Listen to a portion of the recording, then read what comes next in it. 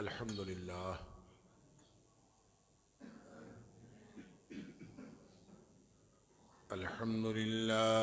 نحمده ونستعينه ونستغفره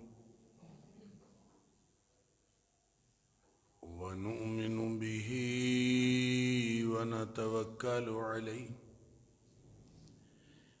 ونعوذ بالله من شرور أنفسنا ومن سيئات أعمالنا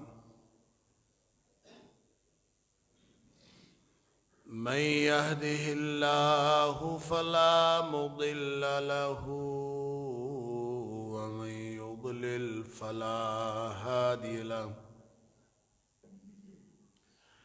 وأشهد أن لا إله إلا الله وحده لا شريك له وأشهد أن محمدًا عبده ورسوله صلى الله عليه وسلم أرسله بالحق بشيرًا ونذيرًا بين يدي الساعة فمن يطع الله ورسوله فقد رشد واهتدى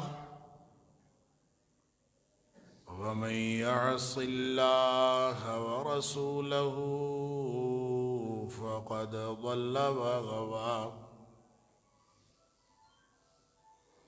فإنه لا يضر إلا نفسه ولا يضر الله شيئا نسأل الله ربنا أن يجعلنا ممن يطيعه ويطيع رسوله ويتبع رضوانه ويجتنب سخطه فإنما نحن به وله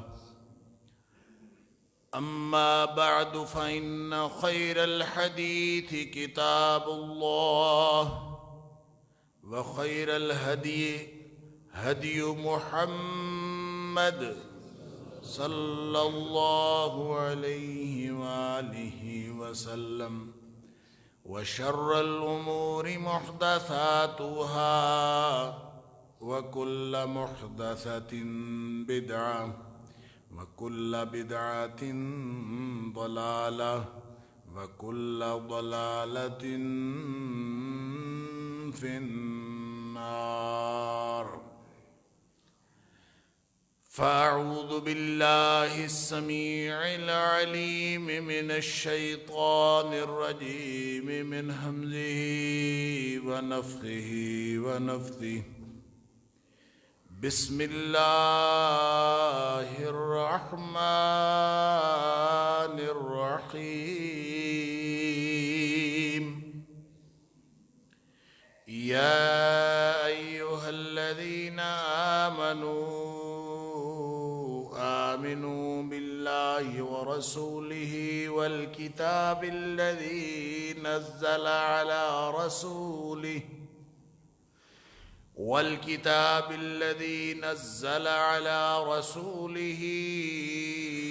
والكتاب الذي أنزل من قبل ومن يكفر بالله وملائكته وكتبه ورسله واليوم الآخر فقد ضل ضلالا بعيدا اے ایمان والو، اے ایمان کا دعویٰ کرنے والو، در حقیقت اصل والا اور حقیقی والا ایمان لے بھی آؤ، اللہ پر ایمان اور اس کے رسول پر ایمان اور اس کتاب پر ایمان جو اس نے اپنے رسول صلی اللہ علیہ وسلم پر نازل کی، اور اس کتاب پر بھی ایمان جو اس سے پہلے نازل کی گئی، اور جو کوئی بھی اللہ کے ساتھ کفر کرے اور فرشتوں کے ساتھ اور کتابوں کے ساتھ اور رسولوں کے ساتھ اور آخرت کے دن کے ساتھ کفر کرے فقد ضل ضلالا بعیدا، پس یقیناً وہ دور کی گمراہی میں جا گرا۔ صدق اللہ العظیم۔ ایمان کی حفاظت کے حوالے سے اللہ کی توفیق سے گزشتہ چند جمعات سے گفتگو کا سلسلہ جاری ہے، اور وہ چھوٹی چھوٹی باتیں ہمارے اعمال کے وہ چھوٹے چھوٹے پہلو جو ہماری عدم توجہی کی بنیاد پر یا لاپرواہی اور غفلت کی بنیاد پر ہم سے ان کا ارتکاب ہوتا ہے، تو نہ صرف یہ کہ وہ ہمارے ماحول کو آلودہ کرتے ہیں، ہمارے باہمی تعلقات کو بھی خراب کرتے ہیں، ہماری شخصیت کے اوپر بھی ان کا اثر ہوتا ہے، اور پورے معاشرے میں بھی اس کی ایک اپنی تاثیر ہوتی ہے، اور اسی طرح اس کے ساتھ ساتھ انسان کی باطنی کیفیات کے اوپر اور ایمان کے اوپر اس کا بہت ہی گہرا اثر ہوتا ہے۔ ایمان کا محل چونکہ قلب ہے، اظہار اس کا اعمال سے ہوتا ہے، اعضاء سے ہوتا ہے، لہذا قلبی کیفیت بہت ہی اہم ہے۔ اگر انسان اپنی قلبی کیفیات کا دھیان کرنا چھوڑ دے، اس کی حفاظت کرنا چھوڑ دے، تو اس کا مطلب ہے اس کو اپنے ایمان کی حفاظت کی پرواہ نہیں، کیونکہ دل اگر خراب ہو گیا، دل خراب ہونے کا مطلب دل کی کیفیات خراب ہونے، اس کا مطلب یہ نہیں ہے کہ دل پمپنگ چھوڑ دے، جو وہ خون کو پمپ کر رہا ہے پورے جسم میں بھیج رہا ہے وہ چھوڑ دے، وہ تو چھوڑ دے گا تو ویسے ہی انسان اس دنیا سے انتقال فرما جائے گا۔ تو دل خراب ہونے کا مطلب کیفیات خراب ہونا، جو نبی اکرم صلی اللہ علیہ وسلم نے فرمایا کہ جسم کے اندر ایک لوتھڑا ہے، اگر وہ صحیح ہو گیا تو سارا جسم صحیح ہو، اور اگر اس میں بگاڑ پیدا ہو گیا تو یوں سمجھ لیجئے سارا جسم بگڑ گیا۔ الا وہی القلب، اور وہ گوشت کا لوتھڑا وہ انسان کا دل ہے، یہ اس قدر حفاظت کی چیز ہے۔ اور ظاہر ہے کہ ایک ایک عمل کے بعد دل کی کیفیت انسان کے اعضاء و جوارح سے جو کچھ انسان سے سرزد ہوتا ہے، جو انسان جس چیز کا ارتکاب کرتا ہے، اس کا ڈائریکٹ اثر دل پر ہوتا ہے۔ آپ زبان کھولیں اس کا اثر دل پر ہوتا ہے، آپ کی نگاہ کسی چیز پر پڑے اس کا اثر دل پر ہوتا ہے، آپ کے ہاتھ جو کچھ کریں دل پر اثر ہوتا ہے۔ اور یہ صرف نیگیٹو اور منفی اثر نہیں، مثبت اثر بھی ہوتا ہے، منفی بھی ہوتا ہے، دونوں اثر ہوتے ہیں۔ لہذا اگر آپ کوئی اچھا کر رہے ہیں تو اس کے بعد اپنی قلبی کیفیات کا آپ اندازہ کرنے کی کوشش کریں تو آپ کو معلوم ہوگا کہ آپ کے دل کو بہت ہی سکون ملا ہے۔ ٹوٹی پھوٹی جیسی بھی نماز ہم پڑھتے ہیں، آپ نماز سے پہلے کی کیفیت اور بعد کی کیفیت کا اپنا اندازہ کر لیا کریں۔ بلکہ نماز تو بہت بڑی چیز ہے، آپ وضو کے وقت ہی اپنا اندازہ کر لیا کریں۔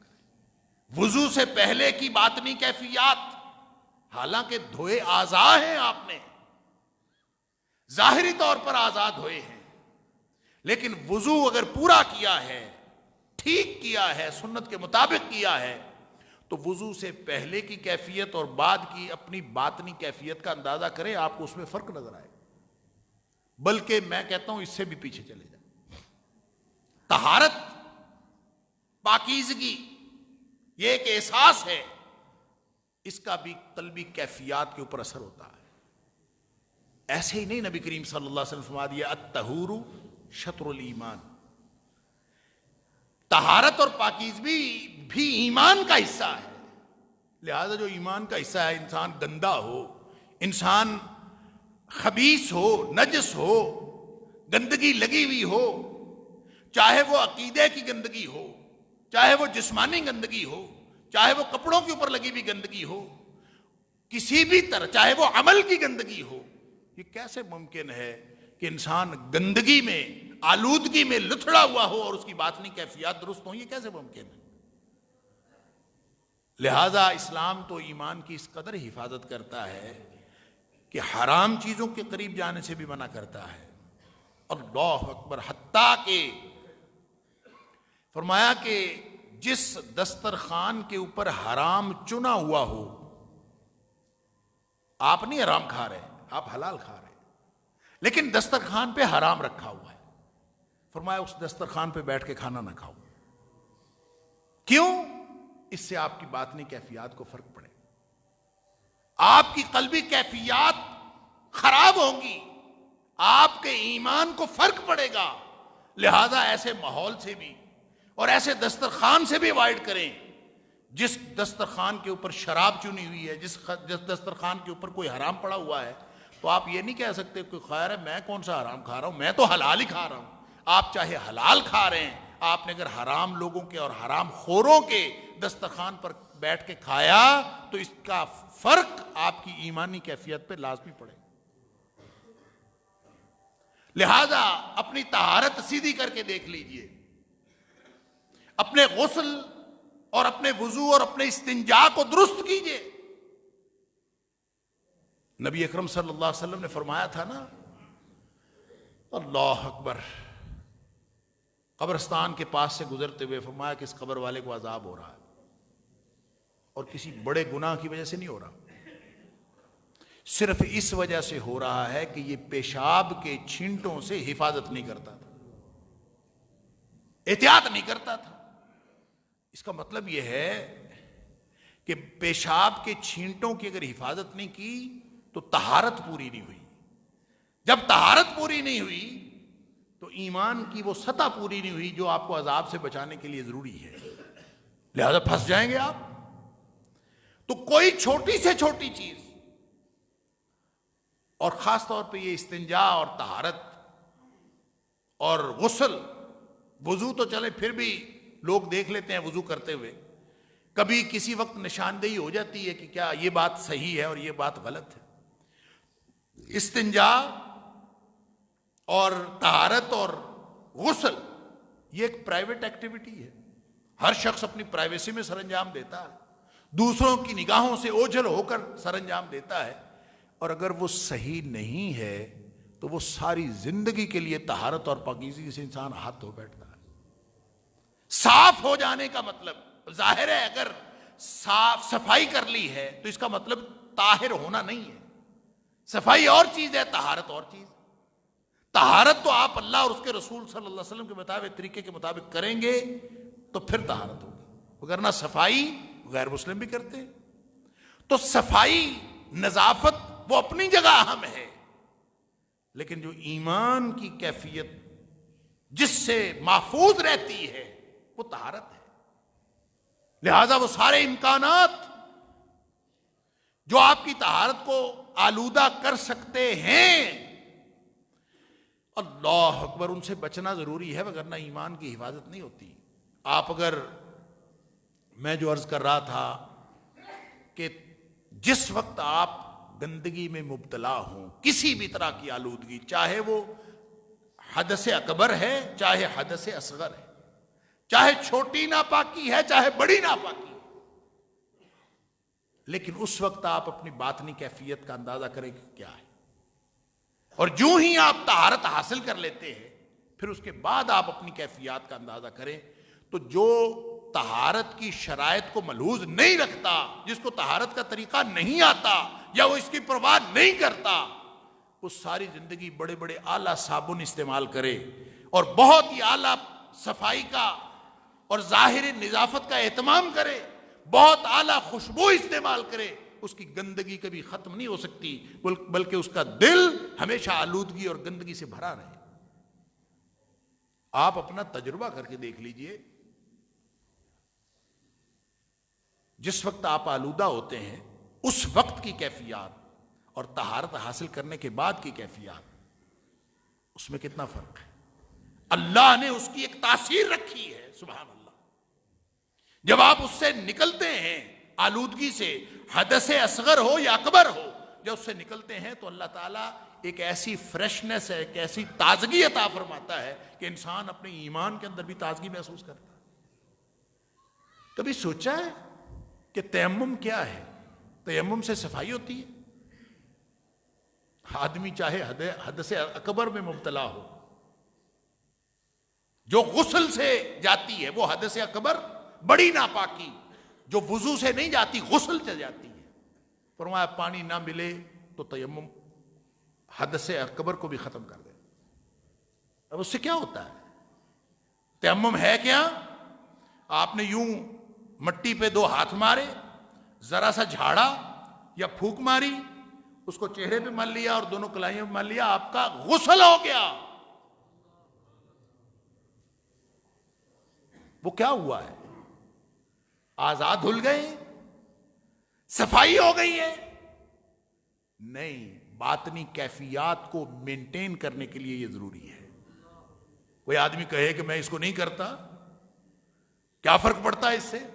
لے آئیں دنیا کی لاجکس، لے آئیں دنیا کی منطق، لے آئیں لوگوں کی توجیحات جو ظاہری وجوہات ڈھونڈتے ہیں۔ وہ صفائی، طہارت، پاکیزگی میں مٹی ملنے کا کوئی کردار پیش کر کے دکھا دیں، دنیا کائنات کی کوئی طاقت، کوئی سائنس اس کو ثابت نہیں کر سکتی۔ یہ اللہ اور اس کے رسول صلی اللہ علیہ وسلم کا دیا ہوا دین ہے۔ یہ باطنی کیفیات، یہ دل اللہ کے قبضے میں ہے، اس کو وہ جانتا ہے، وہ دیکھتا ہے اور وہ سمجھتا ہے، اور وہ فطرت جو اس نے انسانوں کو دی ہے ان کو اللہ کو معلوم ہے کہ جب یہ طہارت کی نیت سے تیمم کرے گا تو اس کی باطنی کیفیت کو مینٹین کرنے کے لیے مٹی ملنا بھی کافی ہو جائے گا۔ پانی نہیں ملا تو پانی ملتا تو دھونا تھا، پانی ملتا تو پورے جسم کو صاف بھی کرنا تھا، پاک بھی کرنا تھا۔ اب وہ تیمم سے ہو گیا۔ اللہ اکبر! یعنی یہی حال وضو کا ہے، لیکن وضو کی مثال چھوٹی ہے۔ جو غسل تیمم سے، تیمم غسل کو کافی ہو جاتا ہے۔ اللہ اکبر! پانی نہیں ہے، مجبوری ہے، تو اس سے آپ کر لیں تو اس سے بھی وہ طہارت حاصل ہوتی ہے۔ وہ جو طہارت حاصل ہوتی ہے وہ کیا ہے؟ وہ باطنی کیفیت ہے۔ تو یہ چھوٹی چھوٹی زندگی کی معمولات زندگی میں سے چھوٹی چھوٹی باتیں ہیں۔ آپ اپنا تجربہ، اپنا ایکسپیرینس اس کی بنیاد پر سیکھتے چلے جائیں اور اپنے ایمان کی حفاظت کرتے چلے جائیں۔ ایسا شاندار دین اللہ نے ہمیں دیا ہے۔ اس کے لیے ریاضت مجاہدے نہیں، ساری زندگی کوئی آدمی مجاہدے کرتا رہے، ساری زندگی کوئی آدمی چلے کاٹتا رہے، اگر اس نے اللہ اور اس کے رسول صلی اللہ علیہ وسلم کے بتائے ہوئے طریقے پر طہارت حاصل نہیں کی نا، تو کبھی بھی وہ عقیدے کی گندگی سے باہر نہیں آ سکتا۔ ظاہری طور پر جتنی مرضی خوشبوئیں استعمال کرتا، یہ تو الگ بات ہے کہ ظاہری طور پر بھی آپ آلودگیوں میں اور گندگی میں گھرے ہوئے ہوں، یہ تو اور بات۔ یعنی گویا جو ایمان کے منافی کیفیت ہے، بدبو کے بھبوکے اٹھ رہے ہوں اور دور سے آپ کو پتہ چل جائے، پھر بھی یہاں پہنچے ہوئے بزرگ ہوتے ہیں۔ یعنی آپ تعفن کی وجہ سے وہاں چند منٹ نہیں کھڑے ہو سکتے، لیکن بزرگ پہنچے ہوئے ہوں گے، اور کہاں پہنچے ہیں یہ اللہ جانتا ہے، یا قیامت کو فیصلے ہوں گے کہاں پہنچے ہیں۔ دنیا میں اللہ نے جو معیار دیا ہے وہ طہارت، پاکیزگی، نظافت، خوشبو، باطنی اور ظاہری کیفیات، یہ ساری کی ساری اس کے اندر شامل ہیں۔ اور پھر اگر کسی کو اللہ تعالیٰ نے جتنی صلاحیت، جتنی حیثیت دی ہے، اس کے مطابق وہ اچھے کپڑے پہنے، پاک صاف ہو کے نکلے، یہ بھی ایمان کی نشانی ہے۔ نبی اکرم صلی اللہ علیہ وسلم کا حکم ہے کہ جس کو اللہ نے حیثیت دی ہے، اس کی حیثیت کا اثر اس کے ظاہر پر ہونا چاہیے۔ یعنی یہ نہیں ہے کہ کوئی آدمی صاحب حیثیت ہے، اچھے کپڑے پہن سکتا ہے اور خواہ مخواہ پھٹے پرانے کپڑے پہن کے پھرتا رہے، اور یہ سمجھے کہ پھٹے پرانے کپڑے پہننا یہ سنت ہے۔ پھٹے پرانے کپڑے پہننا سنت ہے جب نئے اویلیبل نہ ہوں، نئے لینے کی حیثیت نہیں ہے تو پھٹے پرانے پہنو۔ اب نبی اکرم صلی اللہ علیہ وسلم تے نمونہ قیامت تک کے لیے دینا تھا، عطا فرمانا تھا، اور وہ نمونہ امیروں کے لیے بھی تھا، غریبوں کے لیے بھی تھا۔ اگر نبی اکرم صلی اللہ علیہ وسلم صرف امیری کی زندگی گزارتے تو ہمیں کون بتاتا کہ نبی اکرم صلی اللہ علیہ وسلم غریبوں کے نبی بھی ہیں؟ کون مانتا؟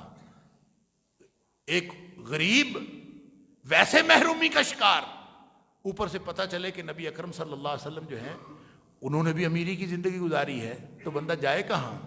نبی اکرم صلی اللہ علیہ وسلم نے خود اختیار فرمایا، یہ غریبی کی زندگی آپ نے خود اختیار فرمائی، اور اس لیے اختیار فرمائی کہ میری امت کے جو فقراء اور غریب لوگ ہیں ان کو پتہ چلے کہ میں ان کا ہوں۔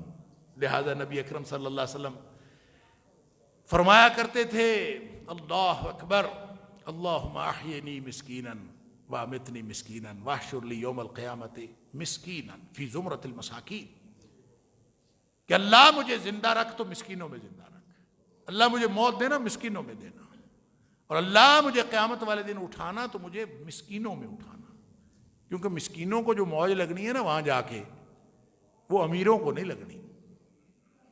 امیر آدمی دنیا میں جتنا مرضی کھا پی گیا، ساری اس نے دنیا کی ہر نعمت اس نے حاصل کر لی، فرض کریں وہ دنیا کا امیر ترین آدمی ہے، کیا حاصل کیا؟ چند سال کی جتنی زندگی ہے اتنا ہی ہے نا، موت تک ہے نا، تو زندگی کتنی ہے؟ اللہ اکبر، زندگی 50 نہیں تو 60 سال، 60 نہیں تو 80 کر لے، بہت چھلانگ لگائی تو 100 ہو جائے گی، چلے۔ اللہ اکبر، 100 سال بھی اگر کسی شخص نے دنیا میں دنیا کی ہر آسائش کے ساتھ زندگی گزاری ہو تو بھی وہ پوری دنیا کا مالک نہیں ہو سکتا، پوری دنیا کا مالک پھر بھی نہیں ہو سکتا، نہیں ہو سکتا نا۔ اور اگر اس نے پوری دنیا کا مالک ہو کے بھی زندگی گزاری ہو، جو کہ ہو نہیں سکتا، تو ایک آدمی غریبی کی زندگی گزارتا ہے، مسکین ہے، دونوں ایمان کی یکساں کیفیت پہ ہوں، دونوں برابر ہوں، تو نبی اکرم صلی اللہ علیہ وسلم فرمایا جو مسکین ہے نا وہ اس امیر آدمی سے 500 سال پہلے جنت میں جائے گا، 500 سال۔ اور یہ 500 سال گویا اگر دنیا میں زندگی 100 سال بھی ہو تو اس کے 5 گنا، اور ویسے بھی یہ 100 سال یا 500 سال یہ گنتی ہماری ہے کہ اللہ کی ہے، یہ بھی ہمیں کوئی پتہ نہیں۔ اللہ کی گنتی کتنی ہے؟ ان یوما عند ربک، تیرے رب کے نزدیک جو ایک دن ہے، کالف سنۃ مما تعدون، تمہاری گنتی کے 1000 سال ہوتے ہیں تو اللہ کے نزدیک ایک دن ہوتا ہے۔ تو یہ اگر 500 سال اللہ کی گنتی کے ہوئے تو پھر تو حد حساب ہی کوئی نہیں ہے۔ اتنی بڑی کمپنسیشن کہ دنیا میں غریبی کی زندگی گزاری، ایسے نہیں نبی اکرم صلی اللہ علیہ وسلم یہ دعا فرمائے گا، اللہم احینی مسکینا وامتنی مسکینا، وہاں جا کے اللہ اکبر 500 سال پہلے، اور وہ 500 سال جو اس کو کمپنسیشن ملنی ہے، اگر دنیا میں کسی نے ساری دنیا کی ملکیت کی، بادشاہی کی، عیاشی بھی کی ہو تو وہ تو 500 سال پہلے جنت میں جانے والے ہیں، سابقون الاولون ہیں، وہاں جنت کی نعمتوں کی کمپنسیشن ہے، 500 سال کی کمپنسیشن ہے، اور جو آخری ان کو کیا ملے گا اس کا ہم اندازہ نہیں کر سکتے۔ بس یہ اندازہ کر لیجئے کہ جس آخری جنتی نے جہنم سے نکل کر جانا ہے نا، آخری جنتی جو جہنم سے نکل کر جائے گا، نبی اکرم صلی اللہ علیہ وسلم فرمایا اس کو جو جنت ملے گی وہ اس دنیا سے 10 گنا بڑی ہوگی۔ یہ اللہ نے کمپنسیشن رکھی ہے۔ جس کو اس بات پر ایمان ہو اس کو پریشانی کس بات کی، اس کو گھبراہٹ کس بات کی؟ وہ تو نگاہ رکھتا ہے جنت پہ، یہاں زندگی جس طرح کی بھی گزرے ٹھیک ہے، امارت کی گزرے، غریبی کی گزرے، مفلسی کی گزرے، کوئی مسئلہ نہیں ہے۔ اللہ خیر، یہ ایک ضمنی بات آ گئی جو بات میں عرض کر رہا تھا کہ ایمان کی حفاظت میں ایک ایک لمحے، ایک ایک قدم پہ پھونک پھونک کے قدم رکھنے والی بات ہے. آپ کی کیفیات ایک ایک قدم پہ بگڑتی ہیں، ایک ایک قدم پہ بنتی ہیں. یہ پوری زندگی نبی اکرم صلی اللہ علیہ وسلم اس کو یوں فرمایا. آپ نے فرمایا کہ اگر کوئی شخص کوئی گناہ کر بیٹھتا ہے نا، چاہے وہ آنکھ سے ہو، چاہے زبان سے ہو، چاہے وہ سماعتوں سے ہو، چاہے ہاتھوں سے ہو، چاہے پاؤں سے ہو، اعضاء اور جوارے میں سے کسی بھی ذریعے سے کوئی اگر غلطی اس نے کی ہے، گناہ کیا ہے، تو فرمایا فکانت لہو نقطۃ سوداء فی قلبی، اس کے دل پر سیاہ نقطہ لگ جاتا. گناہ کسی بھی چیز سے کیا، بد نگاہی کی، زبان سے غلط بات بولی، سماعتوں سے غلط چیزیں سنی، ہاتھوں سے کچھ کیا، کیا کیا، لیکن دل سیاہ ہونا شروع ہو گیا، دل کے اوپر فوراً سیاہ نقطہ لگ گیا. اگر تو اس کے بعد اس نے نیکی کی تو پھر کچھ دیر بعد اگر اس نے نیکی کر لی تو وہ اللہ تعالیٰ اس نقطے کو دھو ڈالتا ہے. ان الحسنات یذہبن السیئات، قرآن کا اصول کہ جو نیکیاں ہیں وہ گناہوں کے اثرات کو زائل کر دیتی ہیں. تو مسئلہ تو وہی ہے کہ جب آپ نے گناہ کیا تو آپ کے ایمان میں کمی واقع ہوئی، قلبی کیفیت ختم ہو گئی. اللہ، ابھی ایک نقطہ لگا ہے، کوئی گناہ، چھوٹی سی غلطی، ایک نقطہ، پھر دوبارہ کی ایک اور نقطہ، پھر دوبارہ کی ایک اور نقطہ، کرتے کرتے نبی اکرم صلی اللہ علیہ وسلم نے فرمایا پورا دل سیاہ ہو جاتا ہے. اور سر دل بھی سیاہ ہوتا ہے اور اس کے اوپر زنگ لگ جاتا ہے، اور وہی والا زنگ لگتا ہے جس کو قرآن نے کہا کلا بل ران علی قلوبہم بما کانوا یکسبون، ان کے کرتوتوں کی وجہ سے ان کے دلوں کے اوپر زنگ لگ گیا. اس سے حفاظت کرنی ہے اپنی کہ دل کہیں زنگ آلود نہ ہو جائے، دل سیاہ نہ ہو جائے. نبی اکرم صلی اللہ علیہ وسلم نے فرمایا اگر کوئی شخص ایک دن ایک جمعہ جان بوجھ کے ترک کر دیتا ہے تو اس کا 1/3 دل سیاہ ہو جاتا. اب اگر اس نے اگلے جمعے سے معاملات ٹھیک کر لیے تو ظاہر ہے نیکی کے اپنے اثرات ہیں، برائی کے اپنے اثرات ہیں، اور جتنی بڑی برائی ہوگی اتنا بڑا اثر ہوگا. لا یزنی الزانی حین یزنی وہو مومن، بدکاری اتنا بڑا گناہ ہے کہ فرمایا بدکار جب بدکاری کرتا ہے تو اس کے دل میں رتی برابر ایمان باقی نہیں رہتا، بالکل ایمان ختم. اللہ، ولا یسرق السارق حین یسرق وهو مومن، جب چور چوری کرتا ہے تو یہ ممکن نہیں ہے کہ وہ چوری بھی کر رہا ہو اور اس کے دل میں ایمان بھی باقی ہو.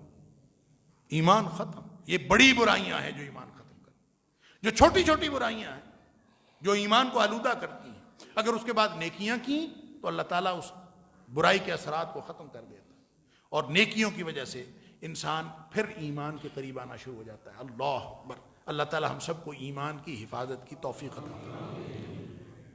جھوٹ، دھوکہ دہی، وعدہ خلافی، خیانت، بددیانتی، زبان میں سے گالیاں بکنا، یہ وہ چند نشانیاں حدیث میں بیان ہوئیں کہ جو شخص جس میں آپ یہ نشانیاں دیکھو سمجھ لو کہ اس کے دل میں ایمان کوئی نہیں ہے. کان منافقا خالصا، یہ پکا منافق ہے. اللہ اکبر. ایک دھوکہ دہی وہ ہوتی ہے جو جھوٹ نہیں ہوتی، صرف دھوکہ ہوتا ہے. ایک دھوکہ جھوٹ سے بھی ہو سکتا ہے، دھوکہ سچ سے بھی دیا جا سکتا ہے. لوگوں نے اپنا اپنا طریقہ بنایا ہوتا ہے، لہذا دھوکہ دینا چاہے وہ کسی بھی قسم کا ہو، جب بھی کوئی شخص دھوکہ دے گا تو اس کے اثرات ایمان پر بھی ہوں گے، ایمان بھی ختم ہو جائے گا. کیونکہ منافق کا کام ہے دھوکہ دینا. یخادعون اللہ والذین آمنوا، اللہ کو دھوکہ دیتے ہیں. ظاہر اللہ کو دھوکہ دیا جا سکتا ہے، اللہ کو دھوکہ دیا جانا ممکن نہیں ہے، لیکن منافق ایسا ایمان سے تہی دامن ہوتا ہے کہ وہ اللہ کو بھی دھوکہ دینے کی کوشش کرتا ہے. والذین آمنوا، اہل ایمان کو بھی دھوکہ دیتے ہیں.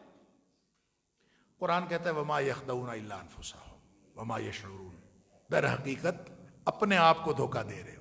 سمجھ یہ رہے ہوتے ہیں کہ اللہ کو دھوکہ دے رہے ہیں, اہل ایمان کو دھوکہ دے رہے ہیں.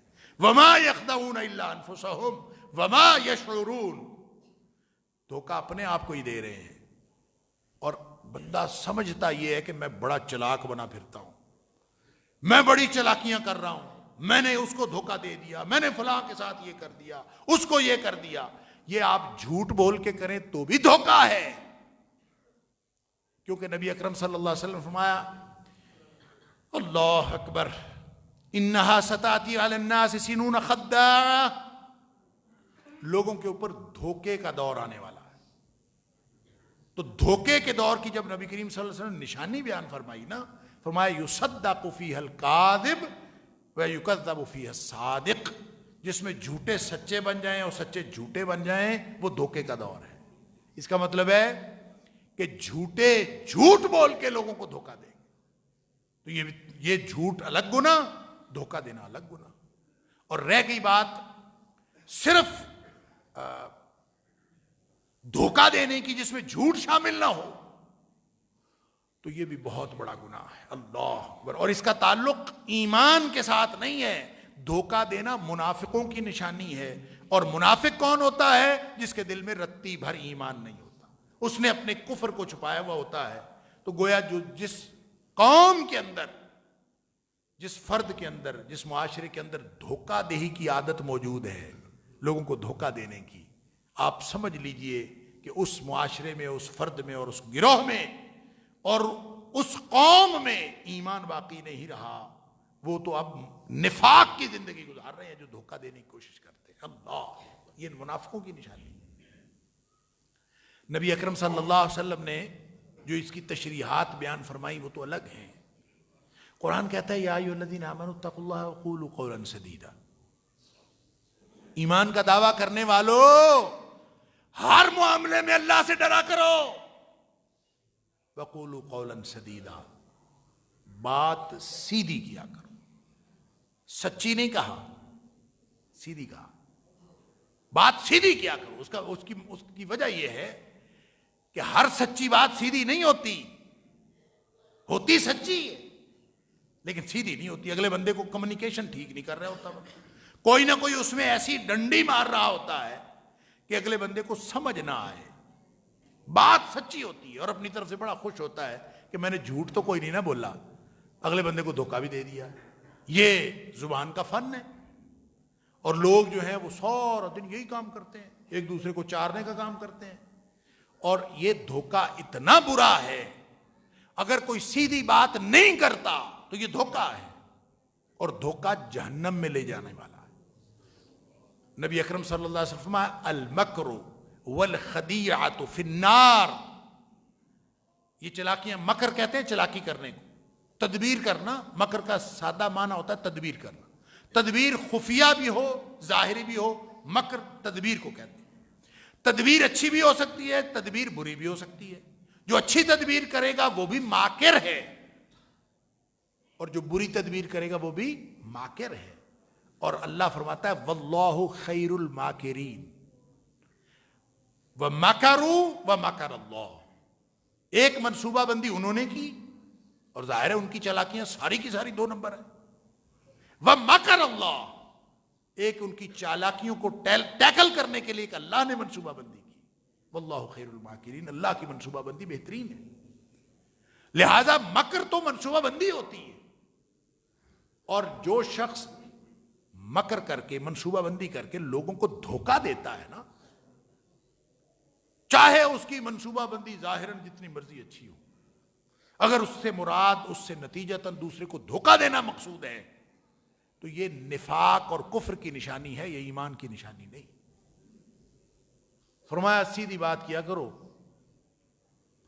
چاہے اس سیدھی بات سے تمہیں نقصان ہو رہا ہو بظاہر, چاہے تمہیں یہ لگ رہا ہو کہ میں سیدھی بات کروں گا میرا مال نہیں بکے گا, چاہے تمہیں یہ سمجھ آ رہی ہو کہ میں یہ سیدھی بات کروں گا تو مجھے نقصان ہو جائے گا, یہ ہو سکتا ہے بندہ ناراض ہی ہو جائے, لیکن بات پھر بھی سیدھی کیا ہوگا؟ فرمایا یصلح لکم اعمالکم ویغفر لکم ذنوبکم, یہ صرف بات سیدھی کرنا اتنا بڑا عمل ہے کہ تم یہ عادت بنا لو کہ بات میں نے ہر ایک سے بس سیدھی کرنی ہے. دھوکہ دینے والی، چالاکی کرنے والی اور دوسروں کو کسی بھی معاملے میں جو کہتے ہیں ڈاج کرنے والی، ایسی کوئی بات نہیں کرنی، یہ طے کر لو. فرمایا پتہ کیا ہوگا؟ ایک تو اللہ تعالیٰ تمہارے سارے کے سارے معاملات درست کر دے. یصلح لکم اعمالکم، پھر ماحول دیکھنا کیا بنتا، سارے اعمال درست ہو جائیں گے. ویغفر لکم ذنوبکم، اور گزشتہ زندگی کے گناہ بھی معاف کر. سیدھی بات کر کے تو دیکھو اگلے کو جھوٹ دھوکہ کیوں دینا. اور جو دھوکہ دیتا ہے فرمایا من غش فلیس منی، جو دھوکہ دیتا ہے وہ ہم میں سے ہے ہی نہیں. ہم میں سے ہے ہی نہیں کا مطلب پتہ کیا ہوتا ہے؟ کئی دفعہ آپ کو عرض کر چکا ہوں.